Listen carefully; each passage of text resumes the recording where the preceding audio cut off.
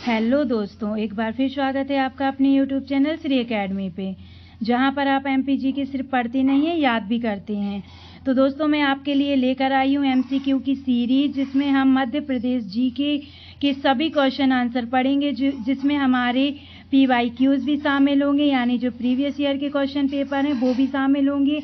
और ये जो हमारे क्वेश्चन आंसर हैं, ये आपके सभी एग्ज़ाम, चाहे वो टेक्निकल एग्ज़ाम हो चाहे नॉन टेक्निकल एग्ज़ाम हो, सभी के लिए बहुत ज़्यादा इम्पोर्टेंट रहने वाली है। और साथ ही एमपीपीएससी के लिए इम्पोर्टेंट तो है ही, बाकी जो आपके वनडे एग्ज़ाम होते हैं, चाहे एमपीएसआई एग्ज़ाम हो चाहे कांस्टेबल एग्ज़ाम हो, यानी मध्य प्रदेश से रिलेटेड कोई भी एग्ज़ाम हो, उन सभी एग्ज़ाम के लिए ये इम्पोर्टेंट रहने वाली है। इसलिए इस वीडियो को बिल्कुल भी आप स्किप मत करना, क्लास को पूरा देखना। तो बने रहिए हमारे साथ। मैं हूँ श्वेता चौरसिया। आइए हम स्टार्ट करते हैं। तो हम देखते हैं सबसे पहले हमारा पहला क्वेश्चन क्या है। एक बात और दोस्तों, अगर अभी तक आपने हमारे चैनल को सब्सक्राइब नहीं किया है तो कर लीजिए, साथ ही साथ बेल आइकन पर भी क्लिक कर लीजिए, जिससे आपको हमारे वीडियोस की अपडेट सबसे पहले मिले। तो चलिए हम देखते हैं हमारा पहला क्वेश्चन क्या है। तो पहला क्वेश्चन है हमारा, Ujjaini and Mahishmati was important town of, यानी उज्जैनी और माहिष्मती के महत्वपूर्ण नगर थे। तो पहला ऑप्शन है पूर्वी मालवा, दूसरा पश्चिमी मालवा, तीसरा है उत्तरी मालवा और चौथा है दक्षिणी मालवा। तो ये किसके इम्पोर्टेंट नगर थे? तो ये थे पश्चिमी मालवा के। अब हम बात करते हैं उज्जैनी और माहिष्मती की। किसकी बात करते हैं? उज्जैनी और माहिष्मती की। तो मैं आपको बता दूं, उज्जैनी और जो माहिष्मती ये महत्वपूर्ण नगर थे। तो जो हमारे महाजनपद हैं ये टोटल कितने हैं? ये टोटल कितने हैं महाजनपद? हमारे महाजनपद टोटल हमारे कितने हैं? 16 है। कितने हैं? 16। ठीक है, कितने हैं? 16 है। और इसमें 16 में से जो दो महाजनपद हैं, कितने? 2 महाजनपद हैं। कौन कौन से? चेदी और अवंती। कौन से? चेदी और अवंती। ये महाजनपद हमारे मध्य प्रदेश से संबंधित हैं। अब बात आती है उज्जैनी और माहिष्मती की। तो मैं आपको बता दूं, जो अवंती है, अवंती के 2 भाग थे, यानी उत्तरी अवंती और दक्षिणी अवंती। ठीक है, तो जो उत्तरी अवंती थी, उत्तरी अवंती की राजधानी थी उज्जैनी, और जो हमारी दक्षिणी अवंती थी, इसकी राजधानी थी माहिष्मती। मैं आप लोगों के लिए मध्य प्रदेश से रिलेटेड जो जनपद रहे हैं हमारे महाजनपद, उनकी क्लास लेकर आने वाली हूँ, तो उस क्लास को आप पूरा देख लीजिएगा। ठीक है, चलिए हम अपना नेक्स्ट क्वेश्चन देखते हैं। तो हमारा नेक्स्ट क्वेश्चन क्या है? नेक्स्ट क्वेश्चन है, जो सुनील केवट थे ये किस खेल से संबंधित हैं, यानी Sunil Kewat is related to which sports. जो सुनील केवट हैं ये किस स्पोर्ट्स से संबंधित हैं आपको बताना है। कायाकिंग, कैनोइंग, या क्रिकेट से, हॉकी से, या फुटबॉल से। तो ये किससे संबंधित है? ये हमारे कायाकिंग, कैनोइंग से। अब इनके बारे में मैं आपको एक बात और बता दूं, इनको वर्ष 2015 में, कब? 2015 में इनको जो हमारा मध्य प्रदेश का अवार्ड है, विश्वामित्र अवार्ड, वो दिया गया था। ठीक है, सुनील केवट किस खेल से संबंधित? ये हैं कायाकिंग, कैनोइंग से संबंधित हैं। इनको 2015 में जो हमारा विश्वामित्र अवार्ड है वो दिया गया था। ठीक है, विश्वामित्र अवार्ड इन्हें दिया गया था। अब हम बात करते हैं विश्वामित्र अवार्ड के बारे में।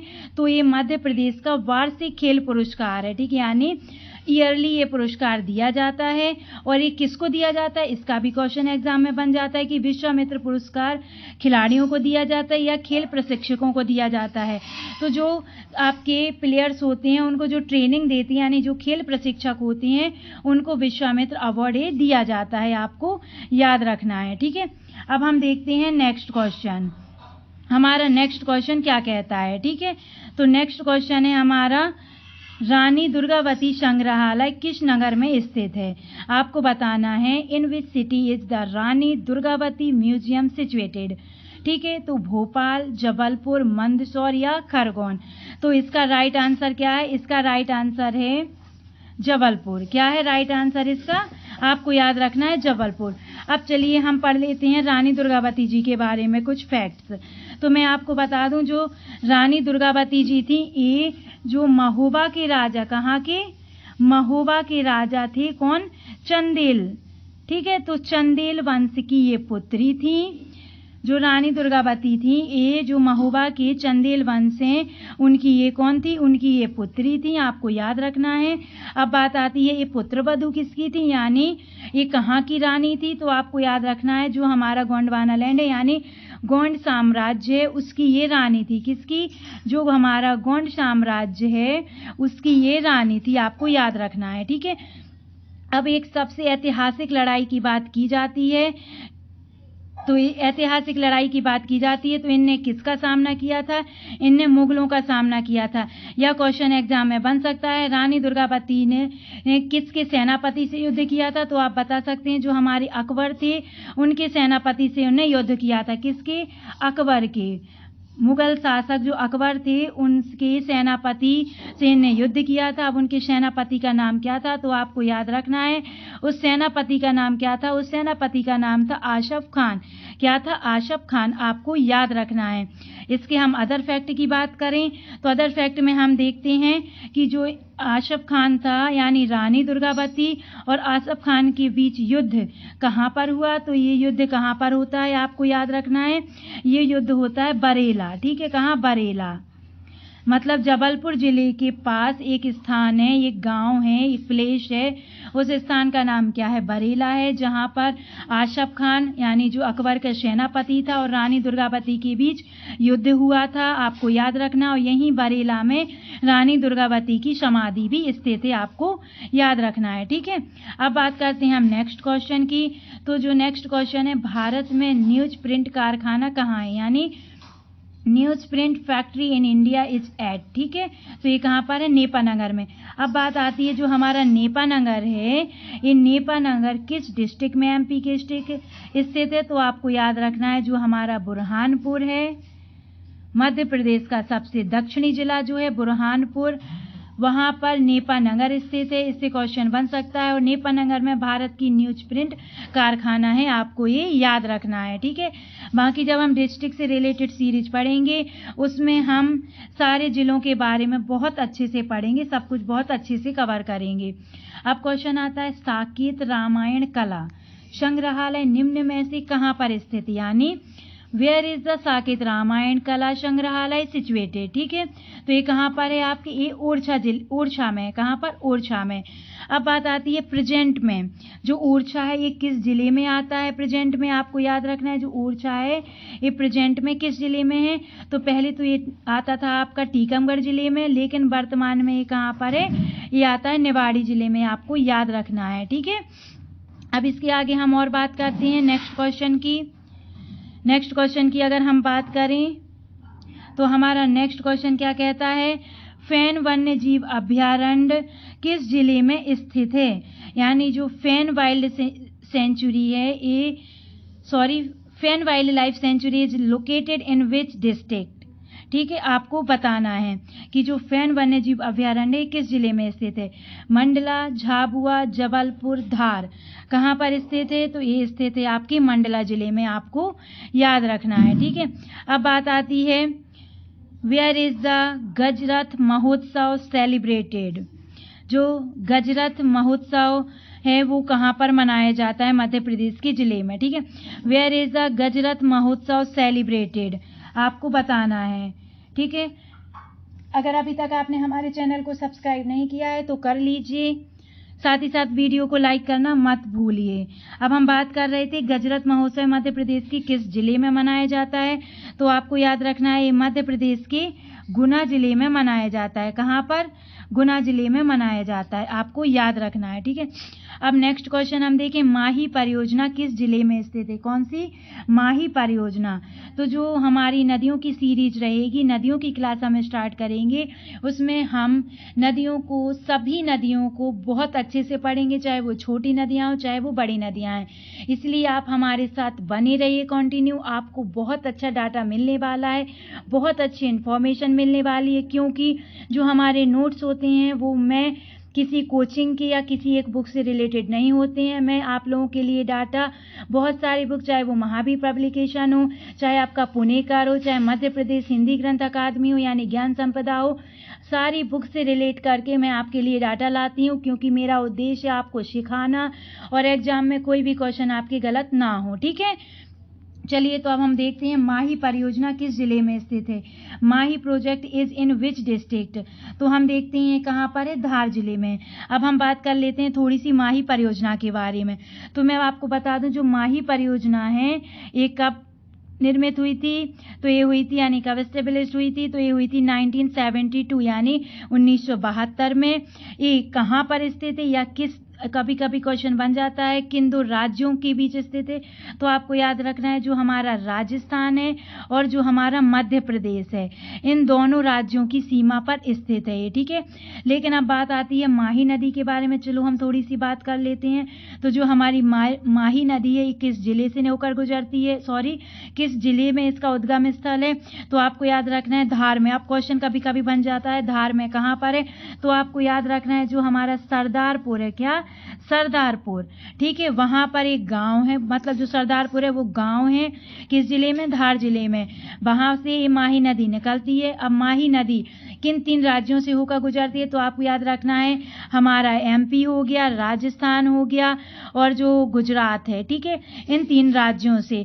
लेकिन जो माही परियोजना है किन 2 राज्यों के बीच स्थित है, तो ये हमारी मध्य प्रदेश और जो राजस्थान है इन दोनों की सीमा पर स्थित है, आपको याद रखना है, ठीक है। और ये कब एस्टेब्लिश होती है, तो ये होती है आपकी 1972 में, ठीक है, कब होती है 1972 में, आपको याद रखना है। अब क्वेश्चन नेक्स्ट देखते हैं। तो रनेह जलप्रपात किस नदी पर स्थित है, रनेह जलप्रपात किस नदी पर है, रनेह वाटरफॉल इज ऑन रिवर, तो ये किस रिवर पर स्थित है, कैन। तो मैं आपको अब बता देती हूँ, कभी कभी क्वेश्चन बन जाता है रनेह जलप्रपात मध्य प्रदेश की किस जिले में स्थित है, तो आपको याद रखना है जो हमारा छतरपुर डिस्ट्रिक्ट है, कौन सा, छतरपुर, ठीक है, छतरपुर डिस्ट्रिक्ट है जो, वहां पर रनेह जलप्रपात स्थित है, रनेह वाटरफॉल स्थित है, किस नदी पर स्थित है, तो आपको याद रखना है ये हमारा कैन नदी पर स्थित है, किस नदी पर, कैन नदी पर स्थित है। चलिए हम नेक्स्ट क्वेश्चन देखते हैं। नेक्स्ट क्वेश्चन है हमारा which of the following famous as energy capital of Madhya Pradesh, Madhya Pradesh की ऊर्जा राजधानी के नाम से कौन प्रसिद्ध है या किस जिले को ऊर्जा राजधानी कहा जाता है, तो आपको याद रखना है किस जिले को कहा जाता है, ये कहा जाता है सिंगरौली जिले को, किस जिले को, सिंगरौली जिले को, आपको याद रखना है।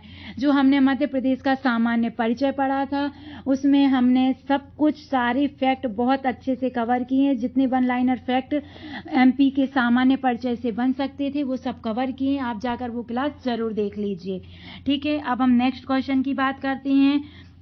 तो जो हमारा नेक्स्ट क्वेश्चन है, नेक्स्ट क्वेश्चन कौन सा है, नेक्स्ट क्वेश्चन है हमारा Madhya Pradesh electricity regulatory authority office is famous as, Madhya Pradesh विद्युत नियामक प्राधिकरण का कार्यालय किस नाम से प्रसिद्ध है, तो ये किस नाम से प्रसिद्ध है, आपको याद रखना ये प्रसिद्ध है आपका ऊर्जा भवन के नाम से, किस नाम से, ऊर्जा भवन के नाम से फेमस है। और कहाँ पर स्थित है, क्वेश्चन बन सकता है, तो आपको याद रखना है भोपाल में स्थित है, किस जगह, भोपाल में स्थित है, ठीक है।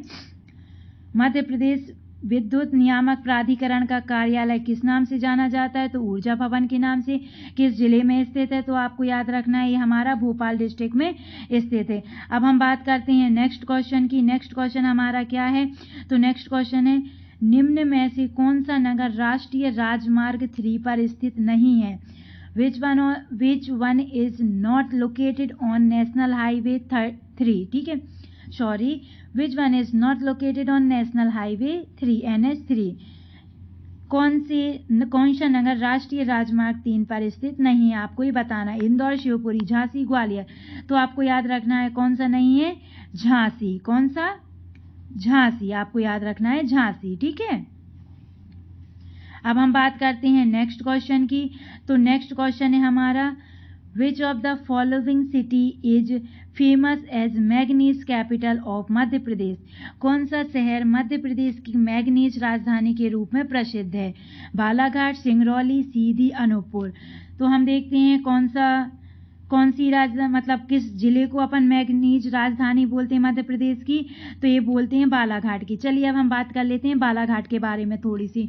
तो जो हमारा बालाघाट है यहाँ का सर्वाधिक लिंगानुपात है, क्वेश्चन एग्जाम में बन जाता है सर्वाधिक लिंगानुपात वाला जिला कौन सा है, तो आपको याद रखना है बालाघाट है।